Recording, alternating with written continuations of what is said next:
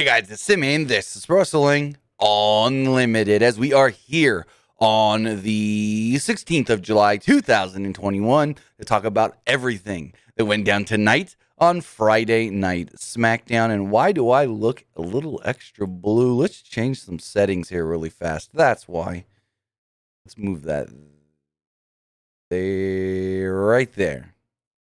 Now I don't look as blue or pale. But with that, we're here to talk about SmackDown. I thoroughly enjoyed tonight's show. And I mean, I guess you could say that was because there was a live crowd. And the live crowd really made the show that much better. But that's what live crowds are supposed to do. Live crowds are supposed to be there to convey the energy of being there live back to us who are watching on television. And that's what that crowd tonight did for the most part. We'll talk about the not so crowd centric area of this show. But with that, I want to say thank you for joining me here. Twitch.tv/PWU Unlimited, YouTube.com/Pro Wrestling Unlimited. Remember, if you are watching on Twitch, you can help us out a couple of different ways, either by hitting that donate button down below or by donating Twitch bits in the live chat. Also, remember, you can subscribe to the channel a couple of different ways. One of two different ways, actually. You can subscribe with a tiered subscription, or you could subscribe for free with Amazon Prime, because if you have Amazon Prime, then you have Prime Gaming. Prime Gaming gives you one free subscription to any Twitch channel you want to subscribe to throughout the month, and all you got to do is link your Amazon Prime account, whether you have it for video service, whether you have it for the free shipping service. You link it to your Twitch, bada bing, bada boom.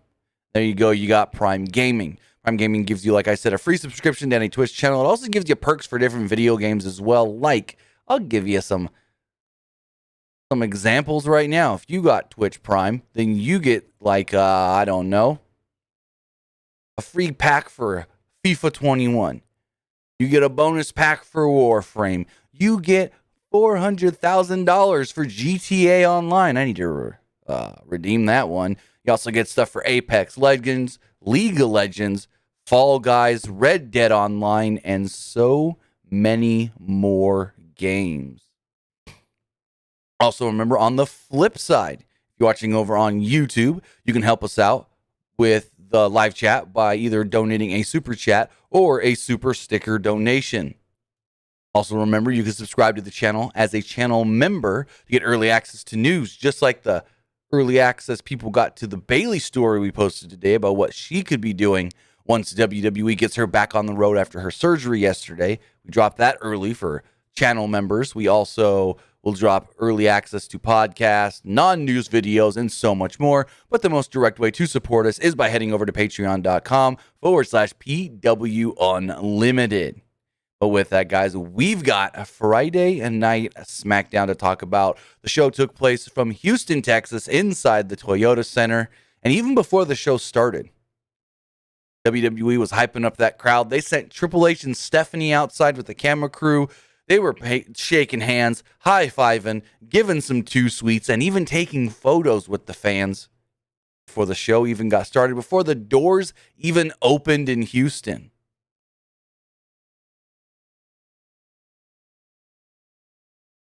With that, the show kicks off. The great video package that was posted, I want to say yesterday, on social media, just a thank you to the fans kind of thing, and hey, we're coming back. Then Vince's music hits. Huge pop. Crowds chanting, "No chance!" So that's what you've got. And Vince walks out and just goes, "Where the hell have you been?" Turns around, walks out. And then we get Roman Reigns. And at first, they popped for Roman, and then immediately goes, "Oh, that was wrong. Boo!" But you still had some of those cheers. But when Roman's music first hit, boom, ding, ding, ding, ding, ding, ding, that waist went, "Wah!" And then they all of a sudden said, "Ooh!"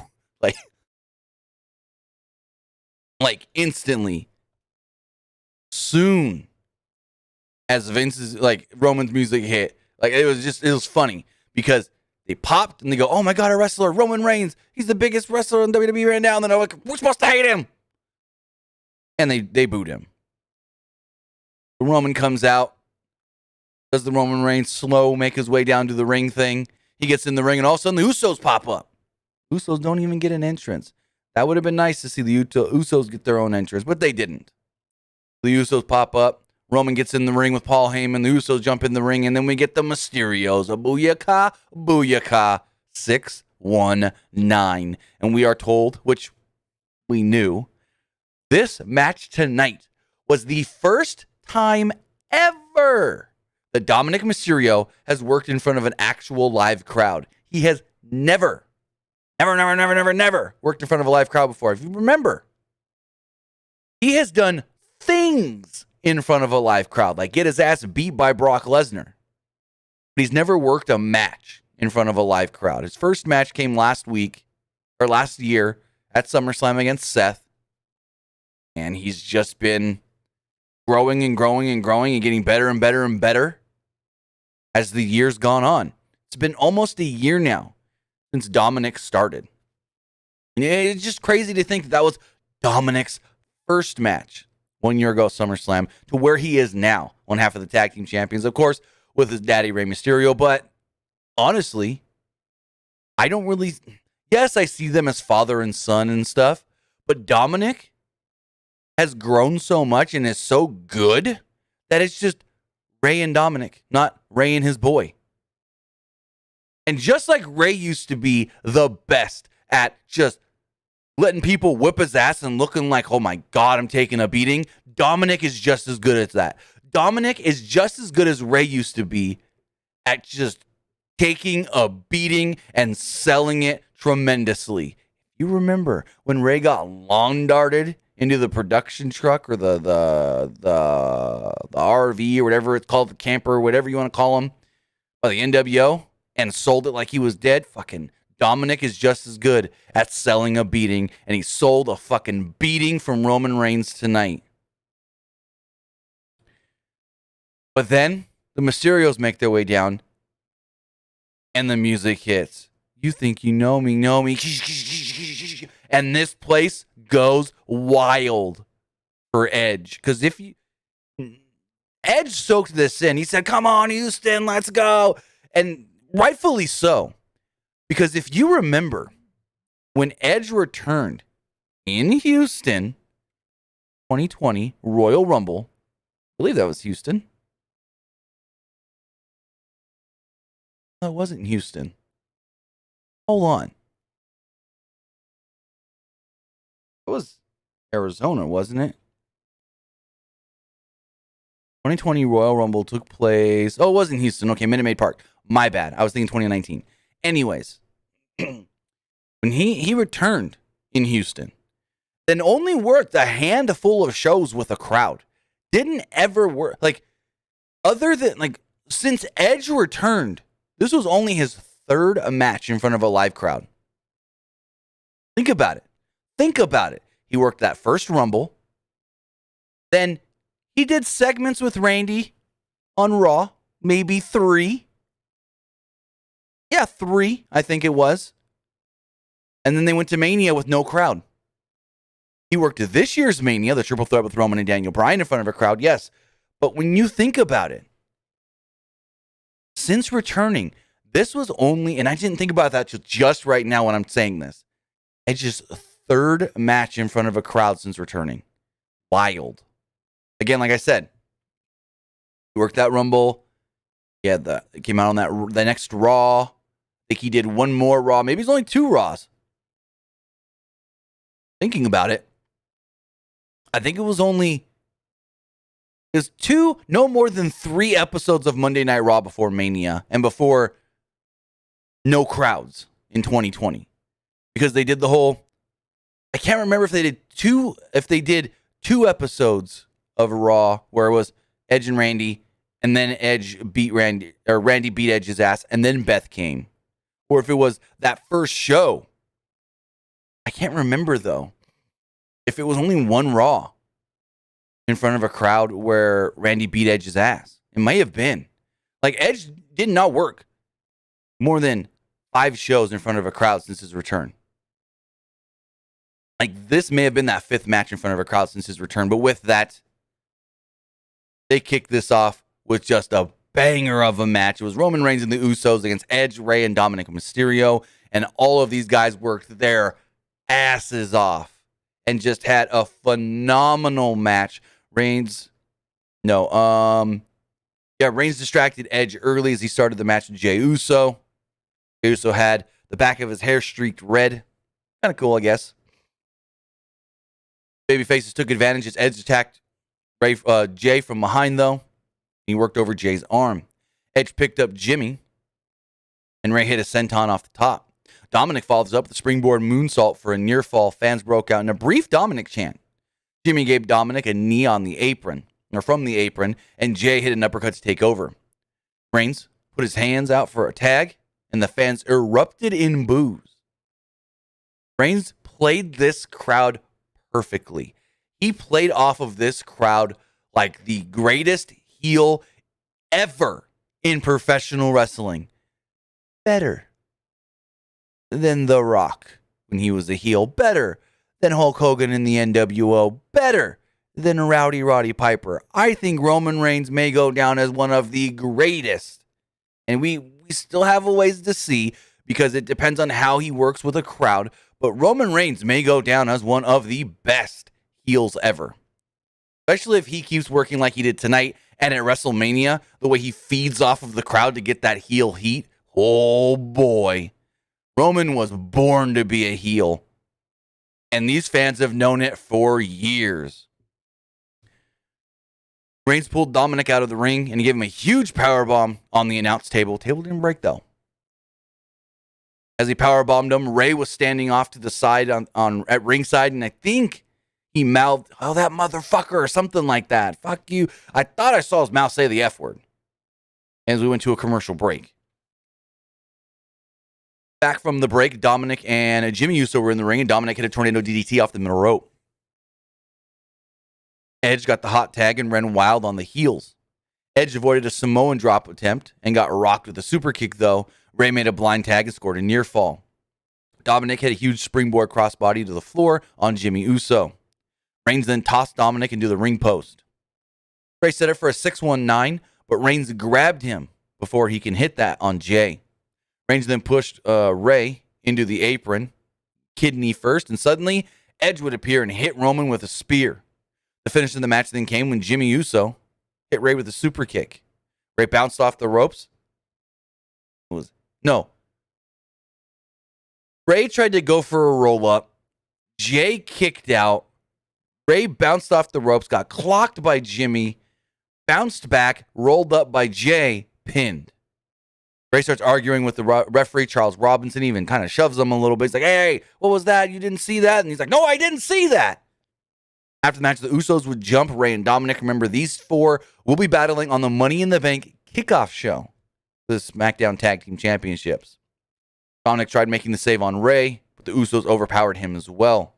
Edge would then jump in with a chair and take out both Usos. Reigns jumped in and hit the Superman punch on Edge. The fans erupted in boos as Edge hit the mat. He then broke the chair and grabbed the piece like he was going to stick it in Edge's mouth for a crossface, but Edge popped up and hit a spear. He then took the chair piece and put it in Roman's mouth for the crossface. And my question is, okay.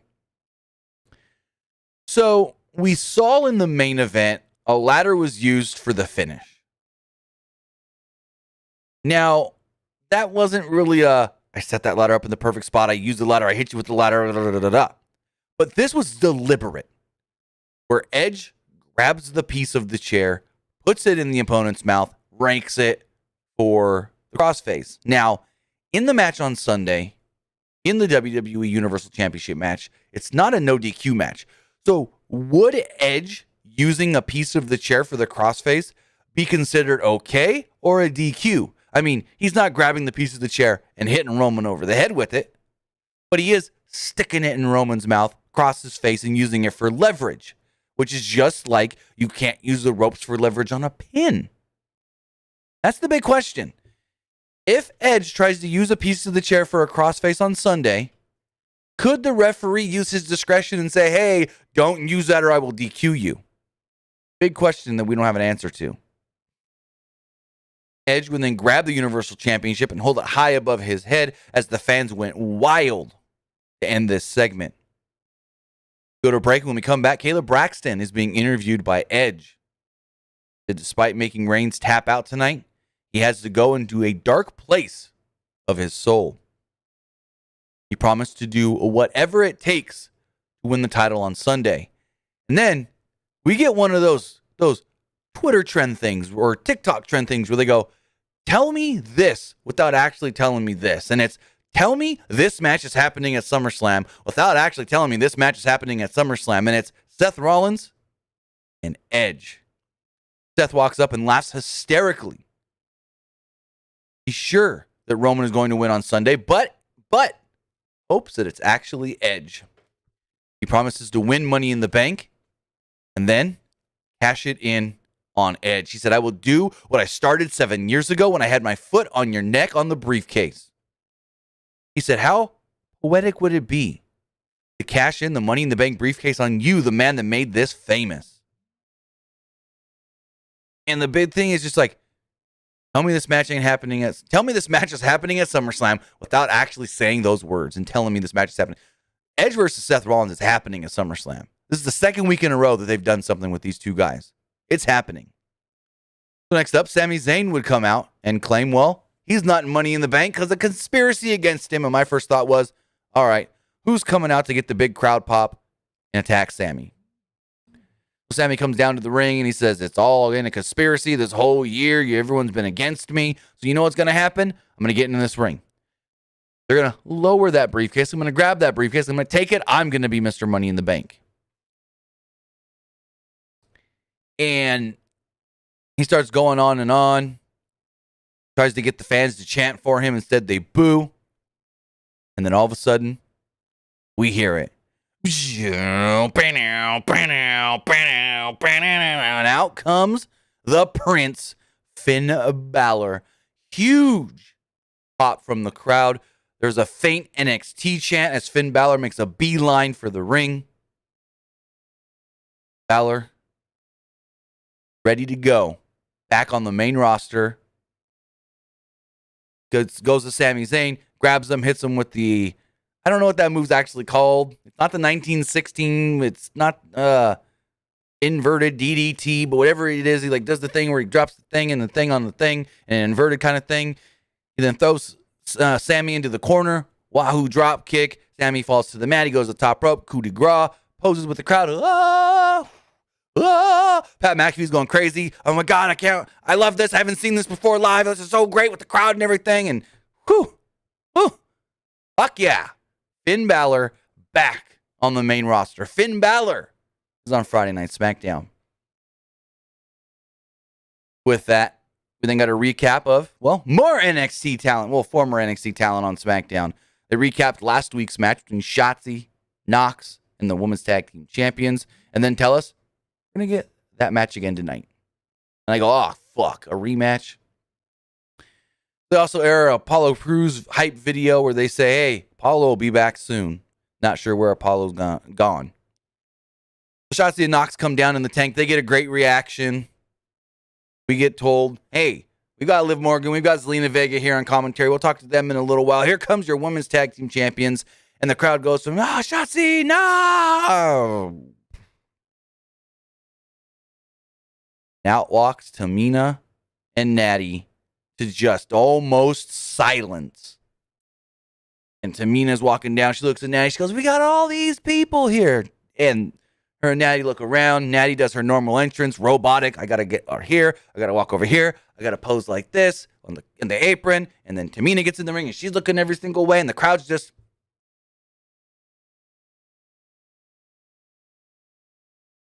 And then, correct me if I'm wrong, did Greg Hamilton call this a number one contenders match before the match even started? He said something about if Shotzi and Knox win, they earn a future shot at the Women's Tag Team Championships. Well, didn't these fucking women win last week against the Tag Team Champions? Why do they got to win twice? Why do they got to win twice? I don't know. But Liv and Zelina cackling at ringside. on commentary. Pat McAfee's trying to play into it. He's like, oh, yeah, Liv is on a heater right now. And she's like, oh, high five, Pat. And Zelina's like, oh, Pat, you may want to wash your hands after touching that dirty whore. Or she says dirty something. And I'm like, whoa. So they're going at it. Natty had the early advantage on Shotzi. The champions double team Shotzi and isolate her on their side of the ring. Eventually, we get a faint Shotzi chant. Shotzi finally tags in Nox to not much of a reaction. Nox runs wild and hits a cannonball in the corner. And Michael Cole calls her Tegan Nox. What the fuck is her name? Is it Nox? Is it Tegan Nox? Michael Cole said them both.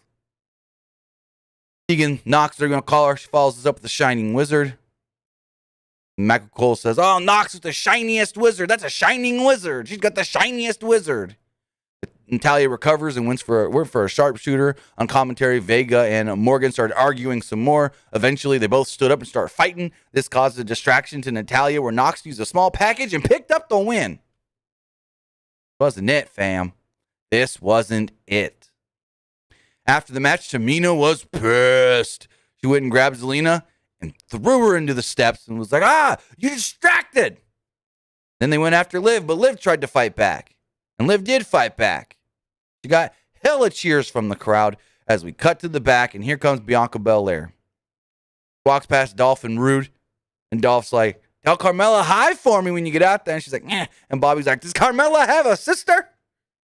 And she just ignores them as they go into the women's title match. And these two women worked their fucking asses off. I'm going to say it right now. These two women worked great together tonight. I was very, very impressed. Because usually you go in there and he's like, oh, it's Carmella. She'll do okay. Bianca, she's going to do really, really good. Both of these women worked very, very good. I wouldn't call it a great match. I would almost call it a great match as far as these two women go. I will say I expected a bigger pop for Bianca when she came out. She got a good reaction. I expected bigger. But the crowd loved Bianca throughout this match. And I think it could have. And I'm no knock on Carmella. But as we've seen in the past, fans are always kind of meh when Carmella matches start. But the longer and longer this match got, the more and more and more this crowd got into it. And these two worked perfectly as Carmella is the heel. Carmella's going to work this crowd as a heel. Bianca is the baby. She's going to work this crowd as a baby. And they worked their roles perfectly. The match starts with Carmella slapping Bianca across the face. Bianca chased Carmella around ringside and gained the early advantage. Carmella backed Belair into the corner. She beat her down. She beat her down with some boots as she got some booze. Belair did a backflip and hit a shoulder tackle into the corner to regain control. They fought on the apron until Carmella pulled Belair into the ring post. She then threw Bianca into the steps and into the barricade. After a commercial break, Belair had regained control and hit a head spring splash for a 2. Climbed to the top rope, but Carmella cut her off. They fought on the top turnbuckle until Carmella hit a hurricane run off the top for a near fall. Fans broke out in an EST chant as Belair tried to roll up Carmella, but Carmella kicked out early. Belair then went for a head fist into the middle turnbuckle. Then in an impressive spot, Carmella locked on a guillotine, wrapped the legs, and just dead weighted. And Bianca held her up.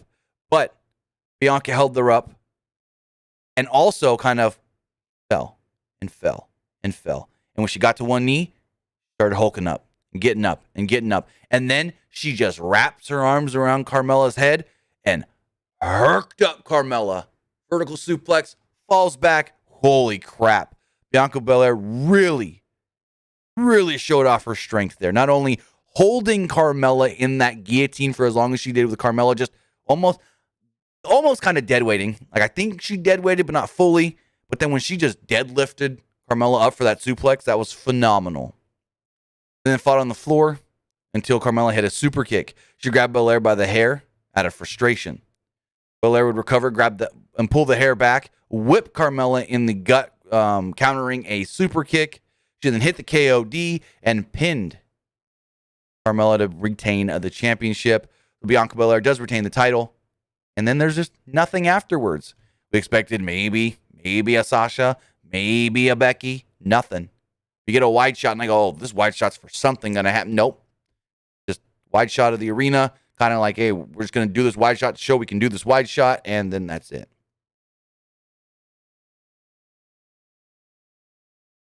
So in the back, Otis and Gable discussed Otis' upcoming match with Cesaro. Gable promised that Otis is going to beat Cesaro later.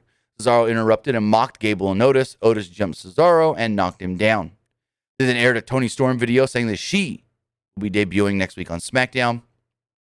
They then recapped Otis destroying the Street Profits as we went in to a 1-minute match with Cesaro and Otis, where Cesaro won by disqualification. Cesaro and Otis didn't have a good match because, well, they really didn't have a match. Barely went a minute.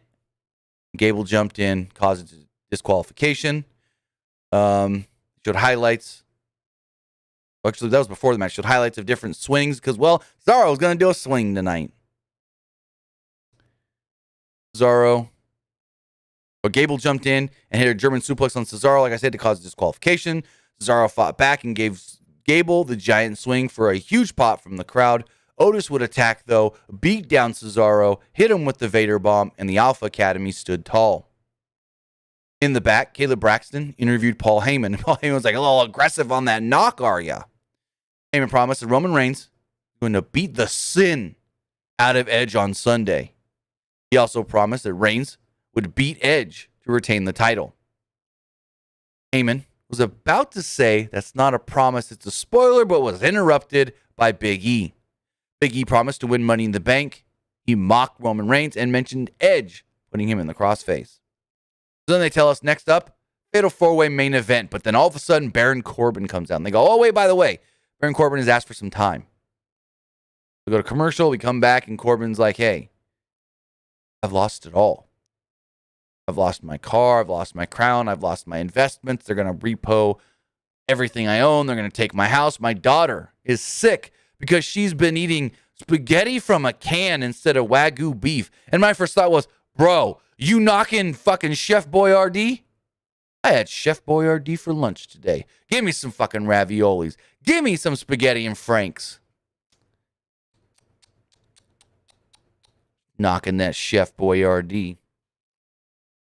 Anyways, he then goes, I need your help. And the crowd kind of almost tried to start a what chant, but it didn't get going. He said, if I don't get some money soon, I'm going to have to go live with my in-laws. And that's tough.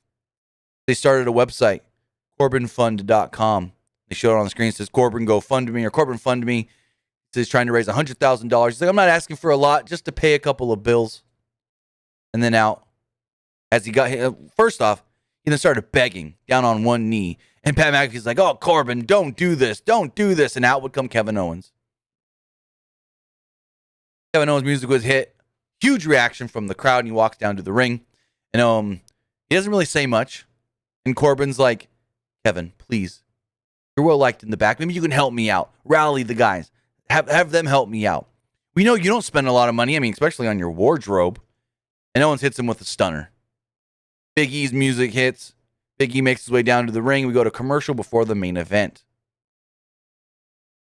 The last segment, I get what it was. It was just to get a good pop for Owens in front of the crowd. They did a couple of those segments tonight. Like I said, they did this one as far as just a pure babyface gets a good pop in front of a crowd to make the heel look bad moment. And they did the whole Alpha Academy Cesaro thing to get a good boo from the crowd as well as the heels beat down the babyface.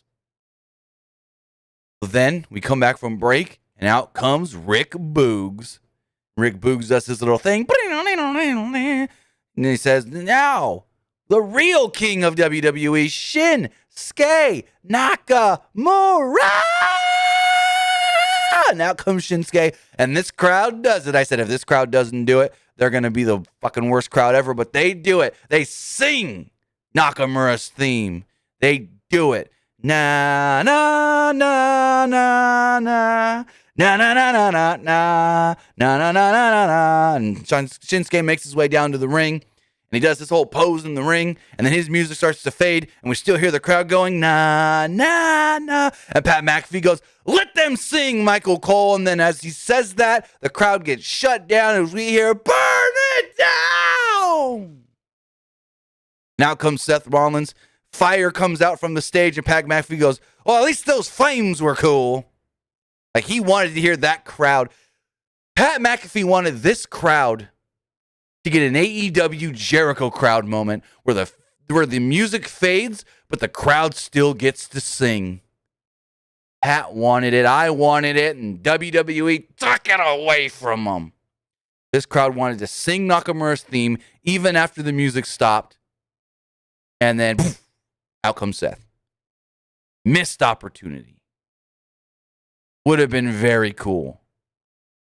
Pat even saw it coming. He said, let this crowd sing, and then burn it down. Seth comes out to a mixed reaction. I mean, the crowd, their instinct is you hear burn it down, you cheer. Kind of like the Roman thing. You hear burn it down, you cheer, and all of a sudden you go, wait, he's the heel. The match starts going. About 30, 45 seconds in, poof, we go to commercial. Back from the break, Nakamura and Rollins going at it. Big E then hit a spear on Rollins off the apron. Rollins barely missed hitting his head on one of the ladders set up at ringside. Owens then hit a big dive on Big E, and Nakamura followed this up with a knee off the apron. Owens at one point climbed to the top of the ladder, but Big E cut him off. He attempted a superplex, and Owens blocked the move. Nakamura and Big E teamed up to give Owens a double superplex. Rollins then misses a frog splash, and Nakamura took over and rocked Rollins on the floor with a knee. He then went for a Kinshasa on Owens, but Big E caught Nakamura with a big ending for a near fall. Rollins broke up that pin attempt and brought in a ladder. Rollins then knocked Nakamura to the floor and cleared the announce table. Rollins started climbing the ladder, but Owens pulled him down. Owens then climbed the ladder and hit a huge elbow drop off the top of this 20-foot ladder onto Shinsuke Nakamura, both men crashing through the table. Crowd goes absolutely crazy for this spot. The fucking cameraman falls over and takes a tumble. And then we go back to the ring, and Big E is kind of like trying to get his wits about him. He's trying to get up on all fours. Seth runs in, hits the curb stomp on Big E on a ladder. 1, 2, 3. Seth Rollins is victorious. Seth then grabs himself a big-ass ladder, climbs to the top. They let us know that the last time, the first time, the only time that Seth Rollins has climbed a ladder and grabbed the Money in the Bank briefcase, he won it and cashed it in the biggest heist of the century at WrestleMania 31. Seth Rollins then poses with the briefcase at the top of the ladder as the arena, the Toyota Center in Houston, is just engulfed in booze. Seth does his laugh, and the show goes off the air. Also, cool video package played in the middle of this show. Forgot to mention, for next week's SmackDown, for the first time ever, SmackDown will be coming to us from two different locations. It'll be coming from a capacity crowd in Cleveland, Ohio, but also, and correct me if this is wrong or right, I don't know, they said the biggest hip-hop music festival in the world, the Rolling Loud Festival in Miami, Florida. I don't know if that's true. I'm not a hip-hop music fan. I don't know.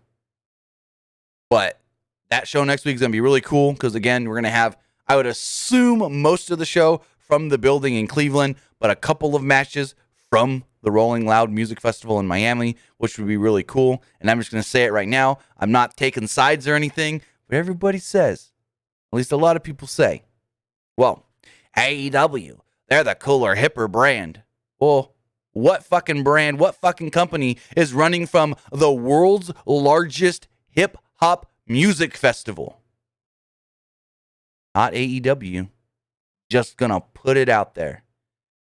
Just gonna put it out there. Like I said, everybody always says AEW is the cooler, hipper, younger brand. They're the better show because they're cooler, they're hipper. But what company's running from, like I said, the world's largest hip-hop festival next week? Just saying. But with that, that was Friday Night Smackdown. I, again, thoroughly enjoyed this show. I don't know if it was just because the live crowd. I mean, we got a lot of good matches. Didn't say we got all good matches because that fucking women's tag title match or non-title tag match, whatever you want to call it. Meh. But everything else on the show, I thought was good. Even the Corbin thing, because we got a good pop from the crowd with KO hitting him with the stunner. We knew it was going to happen as soon as Kevin came out, but fuck it. Also, you can go. You can go to CorbinFund.com. I'll show you right now what it does. If you go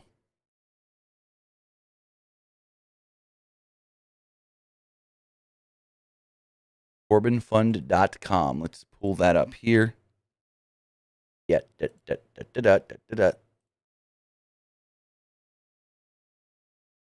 Why is it not going? This is all it is. This is all it is. Just an image. You can zoom in on the image. It's basically the same image we saw on SmackDown, but the difference is these two images here were over here. That's all it is. That's CorbinFund.com. I thought that they would actually have a real website where they try to get fans to actually donate or something. And then they say, oh, hey, all this money went to charity. Do something like that. But that's CorbinFund.com. With that, guys, if you want to be part of tonight's show, you can do so by texting in to 510-906-1341. Again, the number is 510-906-1341. The number is in the live chat on both YouTube and Twitch. It is also scrolling across the screen down here periodically as well. But first, got to check them polls. Thank you, Jack Dawson, for the super sticker donation on YouTube. Really do appreciate that. But as far as the Twitch poll does go, 80% of you liked tonight's SmackDown. 10% thought it was all right, and 10% did not like it. As far as the YouTube poll does go, 83% of you liked tonight's SmackDown. 13% thought it was just all right, and 4% did not like tonight's SmackDown. Let's check the text messages. Actually got quite a few. The person here says, once Goldberg comes back to WWE, do you see him winning the WWE Championship at SummerSlam? Oh, God, hell no. Goldberg is not winning the title from Bobby Lashley. The person here says, one thing I feel like WWE really WWE should really do is have Ricochet win Money in the Bank. Then push him, try mid or high card wrestler. Okay, again, I'm going to say right now, when I start reading your text messages and I can't make sense out of them, I'm skipping them. It says, now with WWE back on the road, do you see Carmella going to Raw and Naomi going to SmackDown? Why does that matter if they're on the road or not? They can switch them in the draft, but what does it matter that they're on the road? Why do they got to switch only because they're on the road? Question makes no sense. It says, SmackDown was a great show. The crowd was absolutely electric. What do you see WWE doing with Finn in the future? I hope he goes for that IC title and has a feud with Apollo Crews. Apollo needs new opponents. I do not want to see Apollo and Big E again. It says, I missed all of SmackDown. What was your thoughts on the crowd reaction in front of a live crowd? Like I said, I thought the crowd was great tonight. It says, this isn't WWE related, but are you going to watch Slammiversary? Yes. The plan is to not only watch Slammiversary, but as we do, we review every major Impact Wrestling pay-per-view. So the plan is to also review Slammiversary tomorrow night. It says, who do you think will come out the victors in the 5 championship title matches on Sunday? Well, when you ask that, we're going to do our Money in the Bank predictions once I get through with these text messages. It says, we all know Edge isn't winning at Money in the Bank. Do you think he wins WWE or Universal Championship? If not both, at least one more time before he calls it a career. Too hard to tell. I have no clue. If he's going to win one, he's not going to win one as long as Roman's the champion, so he's not winning the Universal. Maybe he can go and win the WWE. I don't know. Technically, if you think about it, Edge is not on a brand. He was Raw, then all of a sudden just showed up on SmackDown because he won the Royal Rumble. So yes, you could say he's a SmackDown wrestler, but technically he's not to any brand. It says, now that Finn is back, do you see him going for the Universal Championship? Nope, Intercontinental. It says, which show was better in your opinion? This episode of SmackDown or night 1 of Fyter Fest? I would say SmackDown because of 2 things. One thing. One, crowd was better tonight. Both shows had great matches, a lot of good matches. I liked both shows a lot. But I thought the crowd tonight in Houston was better than the crowd in Cedar Park for AEW. So it says, what if Roman Reigns uses the piece of the chair and then he would use the submission move on Edge to get himself disqualified. Would that be okay? Even though he gets himself disqualified, he will lose the match but keep the title. Sure. Roman's not losing the title. Roman can lose the match by DQ, but he's not losing the belt. Person asked about Money in the Bank predictions. Going to do them here in just a moment. Person says, keep up the good work with Money in the Bank on Sunday night. What are you looking forward to? Going to talk about that in a moment. Person says, I got 2 questions. Very glad Finn Balor's back on SmackDown. Quote the main roster, which hopefully WWE will utilize him more properly and carefully this time. I don't know about the whole carefully thing. The reason they didn't utilize him as well last time, trust me, this guy came to the main roster and was going to be the Universal Champion, the first Universal Champion. This fucker, Finn Balor, came to the main roster and beat Roman Reigns and Seth Rollins in less than a month. They had plans for him. But then when he got hurt, Vince goes, can't trust him. So it's not that they didn't use him carefully or they didn't use him well. Or not. Hopefully, Finn's, for the most part, stayed healthy. Yeah, he had a couple setbacks in NXT, but hopefully he gets used better this time. I'm just going to say it. I do think that him and Apollo for the IC title would be fantastic. Fortunately, he's on SmackDown. If he goes for that Universal title, he's just going to get wrecked by Roman, which be a hell of a match. But I say, fuck it. Have him win the IC title and hold that for a little while. And then this person also asked more stuff about Money in the Bank. We'll talk about that in a minute. This person says, what do you think happens with Corbin going forward? I thought him losing King status was going slowly turn into a babyface. Exactly. He is slowly about to do a babyface turn. That's what's going to happen with Corbin. Slow babyface turn. But with that, let me pull up the card for Money in the Bank.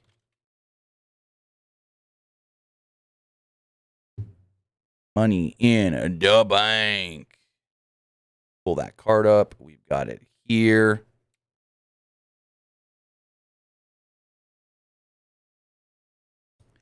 All right, guys. So coming up this Sunday night is the WWE Money in the Bank pay-per-view. With that, so far, 7 things have been announced for the show. We've got 6 matches on the main card, 1 match on the kickoff show. So let's give my predictions and what I think could happen Sunday night in Fort Worth, Texas. As far as the kickoff show does go, we do know that the SmackDown Tag Team Championships will be on the line when Rey and Dominic Mysterio defend against the Usos. Now, I don't want to see... I literally want to see 2 things happen here. I want to see Rey and Dominic keep the titles because they're great babyface champions. I don't want to see them lose the belts yet, but I want to see the Usos win the titles as well. Because, well, I want to see fucking Bloodline stacked with gold. I want to see Roman with the Universal title. I want to see Jimmy and Jay with them tag titles. So if I have, I have to. I got to make a prediction here. Mysterios or the Usos? I'm going to go Usos. I'm going to go Usos. Next up, with the Raw Tag Team Championships on the line, got AJ Styles and Omos defending against Eric and Ivar, the Viking Raiders. I think the champs retain here. AJ Styles and Omos retain their championships and stay Raw Tag Team titles or Tag Team Champions. I don't think they should drop the titles to anybody but RK Bro yet. Where the fuck has Randy been? But I think AJ and Omos retain the titles. Next up, with the Raw Women's Championship on the line, Rhea Ripley defends against Charlotte Flair. This is a tough one, but I think Rhea Ripley retains and then defends against Becky at SummerSlam. That's what I think. I think Rhea retains. I'd rather see Rhea and Becky than Charlotte and Becky again. It's a fresh matchup. Going forward with the WWE Championship on the line, Bobby Lashley defending against Kofi Kingston. And, well, it's Bobby Lashley. As we learned per Fightful yesterday, and if you don't want spoilers, mute your computer in 5, 4, 3, 2, 1. I'll tell you when we're back live. When I go like this, it means you can unmute. So, spoiler is, the Goldberg's coming on Monday to challenge Bobby Lashley for the WWE Championship at SummerSlam. So, that means Bobby successfully defending against Kofi, and we go forward. All right, spoiler over. My prediction, Bobby Lashley. Going forward with the Universal Championship on the line, Roman Reigns defending against Edge. Do I have to make a prediction? Tribal Chief, the head of the table, the big dog, Roman Reigns, retains the Universal Championship. In the first of two Money in the Bank ladder matches, in the women's Money in the Bank ladder match, we got Asuka, we got Naomi, we got Alexa Bliss, we got Nikki Ash, or as Michael Cole likes to call her, Nikki ASH. We've got Liv Morgan, Zelina Vega, Tamina, and Natalya. And this is a hard one. Both ladder matches are hard to predict. Now, if we were still in just the Thunderdome, hands down Alexa Bliss, because they can do magic with her in the briefcase. But because they can't do as well of, or as easily do the magic stuff of Alexa pops up in the ring. She's got the case. I want her to retain, or I want to cash it in. And then all of a sudden, never mind, I don't. I'm going to disappear. They could have done that shit with her in the Thunderdome. Can't really do it as easily in front of a live crowd. But if I'm going to make a prediction, I'm going to go out on a limb. I'm going to say it. I'm going to go, Liv Morgan. I'm going to say Liv for the win. And finally, in the men's Money in the Bank ladder match, we got Ricochet, John Morrison, Riddle, Drew McIntyre, Big E, Kevin Owens, Shinsuke Nakamura, and Seth Rollins. You know what? The easy prediction is Drew. I ain't going easy. I say we get the first ever Money in the Bro. Money in the Bro. Let's do it. Riddle wins Money in the Bank. And you have options with Riddle as the champion, or as the Money in the Bank briefcase holder. You can just go, you know what? Fuck it. Riddle's going to be WWE champion. He's going to cash it in. Bada bing, bada boom. But you also have that option of, here is how you break up RK Bro. Riddle goes to cash in. Randy says, that should have never been you anyways. I should have been in that match. You screwed me out of getting in Money in the Bank. Now I'm going to screw you out of your cash in. And Randy fucks up Riddle's cash in. You've got options here with Riddle. He can just win it and become WWE champion. Or you set up the big Riddle Randy Orton feud. Because a lot of people always say, the babyface, when they're Money in the Bank briefcase holders, they can't fail their cash in. It looks bad when a babyface fails his cash in. But not if the babyface gets fucked by the man that's supposed to be his friend. I think that's the route you go. Riddle wins Money in the Bank. He walks around with it for a while. He does all the jokes about being Money in the Bro and got the briefcase, and Randy's proud of him and this and that. And Randy even tells him, I'm proud of you at one point, before he finally goes to cash it in on whomever the WWE champion is and takes an RKO out of nowhere. Because here's what's going to happen. You're going to hear Tom Phillips. Riddle is cashing in the Money in the Bank briefcase. And Riddle's standing in the ring. He's ready to pounce on the champion. And then he turns around. RKO out of nowhere. I think that's what you do with the Money in the Bank this year.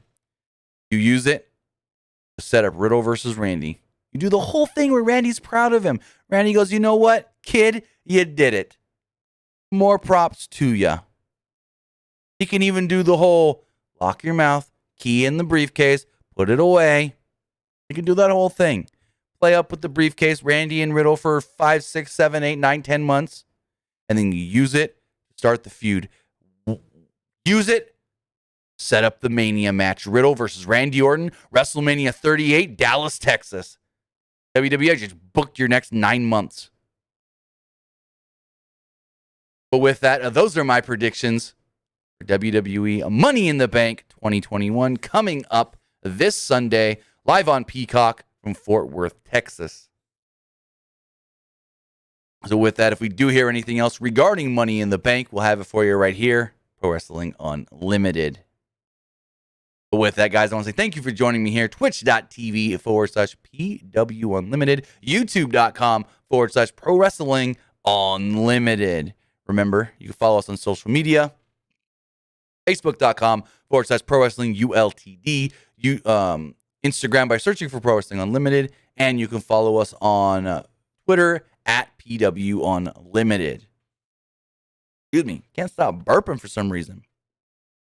But with that, guys, we will be, plan is to be live tomorrow night right here, Twitch and YouTube. We're going to review Slammiversary for Impact Wrestling because we review all the major Impact pay-per-views.